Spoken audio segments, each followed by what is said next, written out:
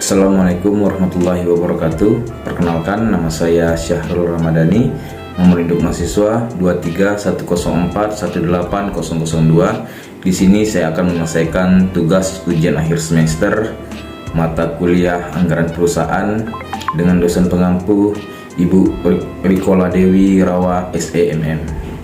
Di sini saya akan menjelaskan materi tentang anggaran piutang dan kas. Yang pertama, anggaran piutang. Piutang merupakan bentuk kekayaan yang tergolong dalam aktiva lancar, yakni aktiva yang tingkat perputarannya relatif cepat, kurang dari 1 tahun.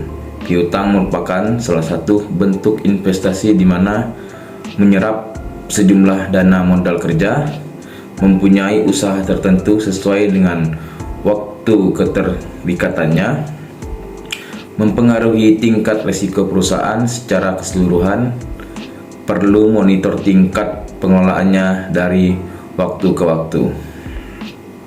Manfaat penjualan kredit. Yang pertama merupakan upaya untuk meningkatkan omset penjualan. Dengan meningkatnya volume penjualan, maka keuntungan pun diharapkan akan meningkat. Dengan adanya hubungan utang piutang, maka hubungan dagang antara perusahaan dengan para pembelinya menjadi lebih erat. Keuntungan dari adanya selisih bunga modal.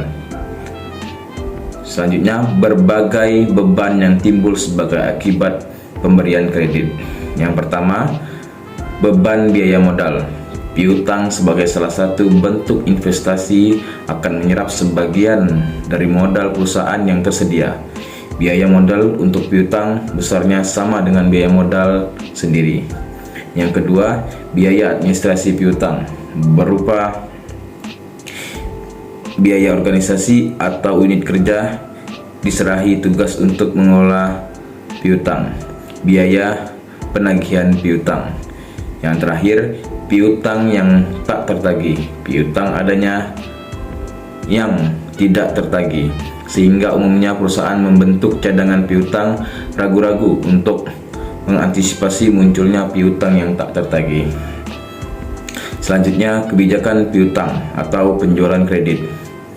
Yang pertama, dibentuknya unit kerja yang khusus ditugaskan mengurusi piutang, mencari langganan potensial yang dapat diberikan kredit, menyeleksi para calon debitur, membukukan transaksi kredit yang terjadi,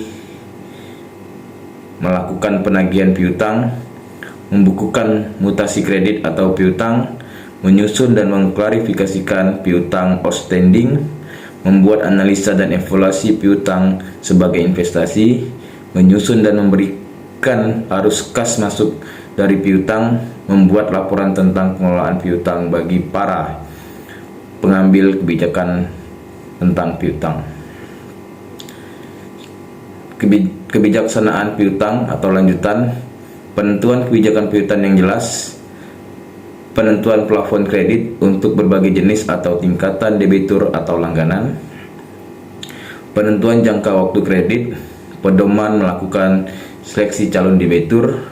Penentuan jumlah piutang ragu-ragu maksimal yang dapat dibenarkan sebagai dasar penentuan besarnya cadangan piutang ragu-ragu. Terakhir, penentuan jumlah anggaran yang digunakan untuk mengadministrasikan piutang. Pengaruh penjualan kredit terhadap arus kas. Yang pertama, arus kas masuk dari penjualan kredit akan sangat tergantung kepada jangka waktu kredit, keaktifan para petugas penagih piutang, mutu atau bonafiditas para kreditur, situasi usaha pada umumnya. Manfaat anggaran piutang. Dapat diperkirakannya posisi piutang pada berbagai waktu, dapat diketahui jumlah piutang yang sudah jatuh tempo, dapat diperkirakan arus kas masuk yang berasal dari penjualan kredit.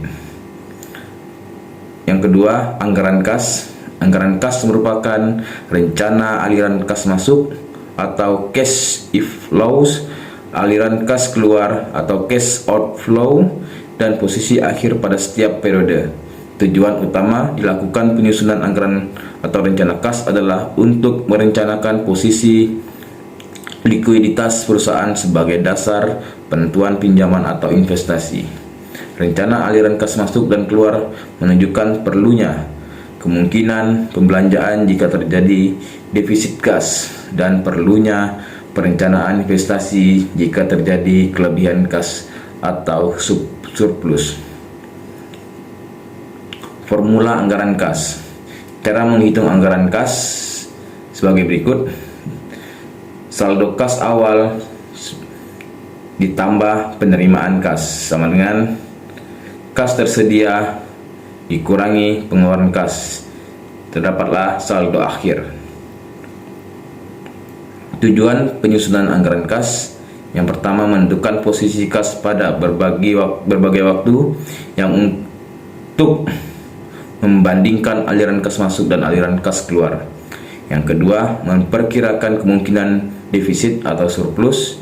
Yang ketiga, mempersiapkan keputusan pembelanjaan jangka pendek atau panjang sebagai dasar kebijakan pemberian kredit, sebagai dasar otorisasi dana anggaran yang tersedia, dasar penilaian terhadap realisasi pengeluaran anggaran. Pendekatan dalam menyusun anggaran kas. Anggaran kas jangka pendek. Anggaran kas ini merupakan alat operasional pengendalian kas sehari-hari. Jangka waktunya disesuaikan dengan anggaran tahunan. Anggaran kas jangka pendek sesuai dengan rencana lab taktis jangka pendek dan memerlukan rencana dan estimasi aliran kas masuk dan keluar yang rinci. Anggaran kas jangka pendek umumnya disusun dengan cara menelusuri jejak berbagai kegiatan perusahaan yang mengakibatkan terjadinya arus fisik yang masuk akan mengakibatkan terjadinya arus kas keluar. Sumber kas masuk yang utama. Yang pertama, hasil penjualan produk secara tunai, hasil menagih piutang dagang, pendapatan lain seperti bunga dari bank, jasa giro, dan dividen. Adanya pengurangan pada aktiva tetap seperti menjual aktiva yang tidak terpakai. Selanjutnya, ada penerimaan yang bukan penghasilan seperti kredit dari bank, penjualan obligasi, lain-lain, hutang jangka pendek. Yang terakhir, penambahan modal sendiri dari pemilik. Penggunaan kas keluar yang utama. Berbagai pembayaran untuk keperluan operasional perusahaan seperti pembelian material atau bahan baku, membayar gaji, biaya administrasi, dan biaya penjualan. Pembayaran pada para kreditur baik berupa bunga atau angsurannya. Penambahan berbagai aktiva tetap seperti pembelian aktiva tetap, pembayaran kepada pemilik modal seperti pembayaran dividen, pembayaran ada pada pemerintah seperti pajak, cukai, materai, restitusi, dan lain-lain. Anggaran kas jangka panjang. Anggaran kas jangka panjang sesuai dengan dimensi waktu dari pengeluaran modal dan rencana laba strategik jangka panjang.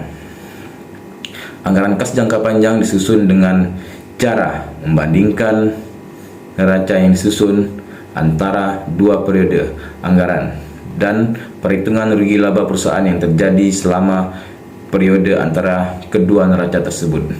Neraca yang dilaporkan harus seimbang posisinya antara pos aktiva dan pos pasiva. Mungkin hanya ini yang dapat saya sampaikan, kurang lebihnya saya mohon maaf.